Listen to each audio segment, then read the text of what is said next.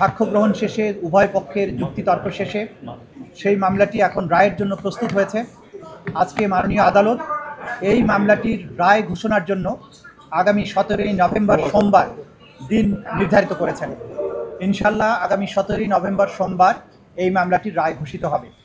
এই মামলাটি চূড়ান্ত পর্বে আসার পেছনে আমাদের প্রসিকিউশনের যে সমস্ত সদস্যবৃন্দ অক্লান্ত পরিশ্রম করেছেন তাদের প্রতি, আমাদের তদন্ত সংস্থার যে সমস্ত তদন্তকারী কর্মকর্তাবৃন্দ তারা অক্লান্ত পরিশ্রম করেছেন এটাকে একটা যথাযথ প্রক্রিয়ার মধ্যে নিয়ে আসার জন্য, তাদের প্রতি, ভিকটিম পরিবার, সাক্ষী যারা দিয়েছেন, যারা নেপথ্যে কাজ করেছেন, সর্বোপরি বাংলাদেশের সাধারণ মানুষ যারা এই বিচার প্রক্রিয়ায় আমাদেরকে পেছনে থেকে সমর্থন করেছেন, সাহস জুগিয়েছেন, তথ্য দিয়েছেন এবং ধৈর্য ধরে আজকে এই মামলাটিকে রায়ের পর্যায়ে পর্যন্ত নিয়ে আসার ব্যাপারে ভূমিকা পালন করেছেন, সেই গোটা জাতির প্রতি প্রসিকিউশনের পক্ষ থেকে আমাদের গভীর কৃতজ্ঞতা, শ্রদ্ধা এবং ভালোবাসা জানাচ্ছি।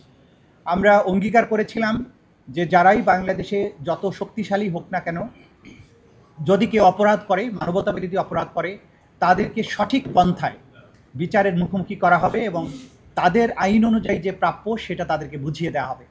সেই প্রক্রিয়ায় আমরা একটা দীর্ঘ যাত্রা শেষ করেছি। আমরা এখন চূড়ান্ত পর্বে উপনীত হয়েছি।